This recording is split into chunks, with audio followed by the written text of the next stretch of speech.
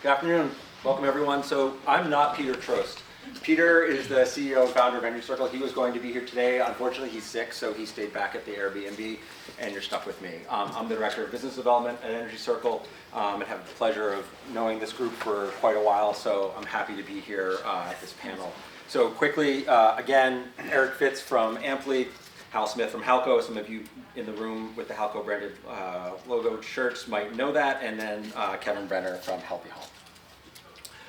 Before we kick off, I'm going to do a little level setting before we get into the interview process. So at Energy Circle, we've been conducting a number of webinars, well, for quite a long time, but recently focusing on differentiation. And in particular, this point of the building science and innovative technologies and the marriage of that. So that's what we're going to focus on today. And you know, when you differentiate, there is with innovative technologies, it's a proven and key way to win high performance jobs, bigger job tickets, and it's really beneficial in the long run. But the question you start to ask is, how do we win this job, right? When you look at your quote, and you've done a really thorough job of a proper manual J, and at the other end of it, you came out with a 1-ton Fujitsu ducted heat pump. You also looked at the insulation or the lack thereof in the attic. That was part of the job. Air seal the uninsulated portions of the subfloor, upgrade electrical service, and you have a $33,000 job. But on the other hand, the competitor comes in, call it Chuck in a truck, Jane in a Jeep, but the competitor quote shows up and it's significantly less, right? And how do you win this? It is a very big challenge because someone's going to undercut you at every corner, right? And you're pushing against that tide. And so, what is a high-performance contractor, right? It's more than just building science. It is, there's the standard, a clear diagnostic process. You go through your process, you're working to a standard, calculating loads, addressing the ducts, going through all the testing beforehand. And it's also the customer part. It's not just the building science part, it's how your communications, what does your website look like, sales process, documentation, scheduling. What does the team look like when they show up? Are they clean? Are they on time? Are they polite? They're craftsmen. What's their attire look like? And at the end of the day, the outcomes are better homes, likely more comfortable, likely more efficient, but they might have a higher cost.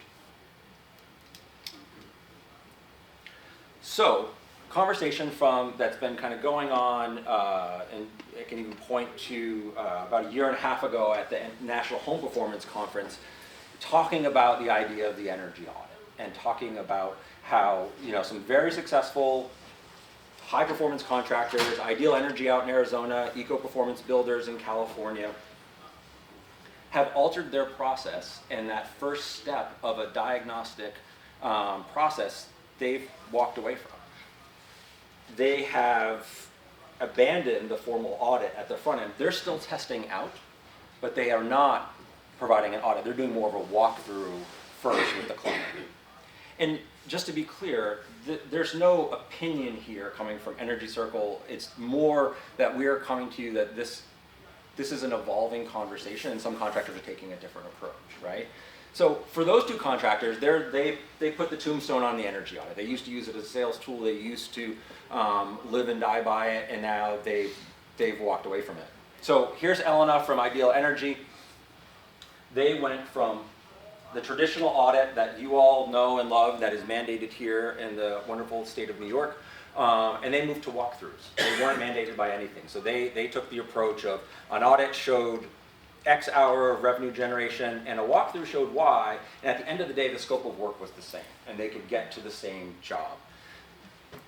For them, there was less upfront cost. For them, it felt like a very easy decision, so they made that switch. Now, again, building science does not equal energy audit. The diagnostic part is what matters, right? We don't care how you go about doing it. I mean, obviously the state of New York cares very much, but how you go about measuring through a number of tools and diagnostic tools doesn't so much matter, because at the end of the day, to the homeowner, they're really just labels, right? In the state of New York, energy audit is the prevailing term. It is the term that NYSERDA uses. It is the term that a homeowner will most understand. But across the country, it turns into energy assessment, Some take the energy audit and call it a healthy home assessment. There's commissioning of a system, a walkthrough, home evaluation, free quotes, site visit, test out before you piece out.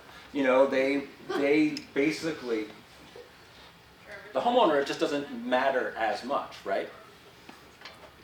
And oftentimes, sort of prevailing complaint is that their eyes glaze over, right? That the term audit conjures taxes, something that feels too technical, that they don't want to get into.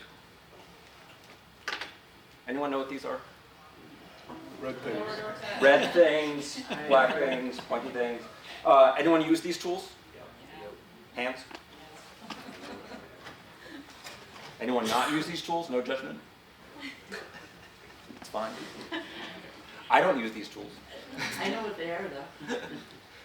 So there's your three like common tools that are being used, but there's also new tools on the market that help you better diagnose a building and at the end of the day produce better results. And one of those is Amply, which is ACA approved, Eric's company, and is using LiDAR for LiDAR and their proprietary tool to, at the end of the day, deliver a manual J in how quick? We do it 15 to 20 minutes. 15 to 20 minutes, right? Process before that took? 2 to 3 hours, depending on how you're doing it. Got it. TrueFlow Grid from the Energy Conservatory made testing ducts a lot more efficient, quicker, and more accurate. You have Measure Quick, which is the HVAC report card for the system. Hook up 9 probes to your system, and at the end of the day, very quickly pops out a report that you can then have your system commissioned by ACA and have a quality installation certificate. And then Snug Pro. Anyone using these tools on the other side here? 1, 2, 3, fewer. Okay.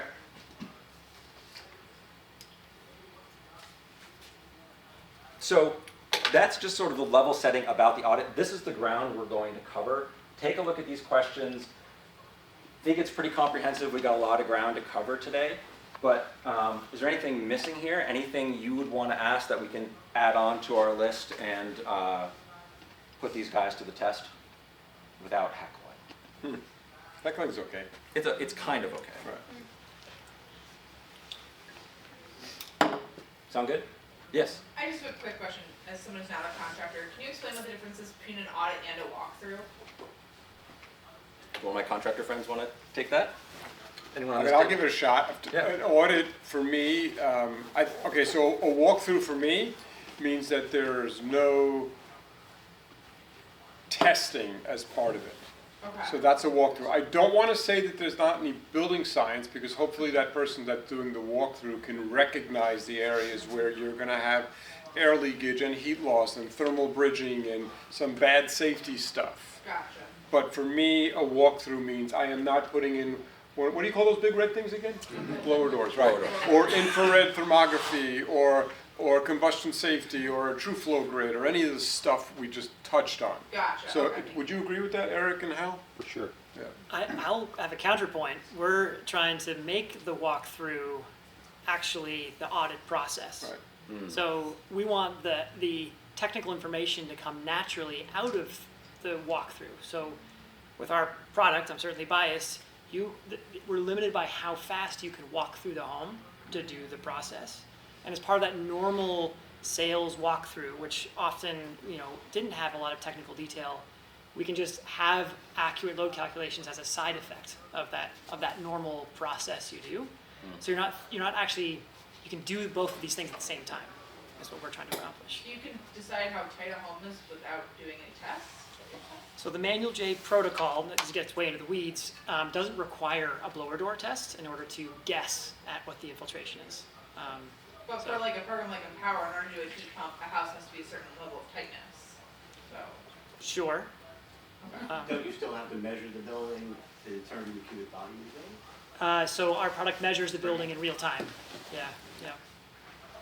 So I think both of those tie into a good segue of this first question. Hal, I'm going to start with you, just about what is your current audit diagnostic process and how has it evolved over time? Yeah, so because we live in New York, and if I lived in a different state, I might view it different. But first and foremost, we very much value that seat at the kitchen table. It's very expensive to bring a new customer in. If we get a referral, we're saying thank you. And, you know, we use the system benefit charge. You know, we say to the customer, you know, you've already paid for this. You're going to get this no-cost audit because you've already paid for it through your utility bill. It's called a system benefit charge. We tell them to look on their bill, see it.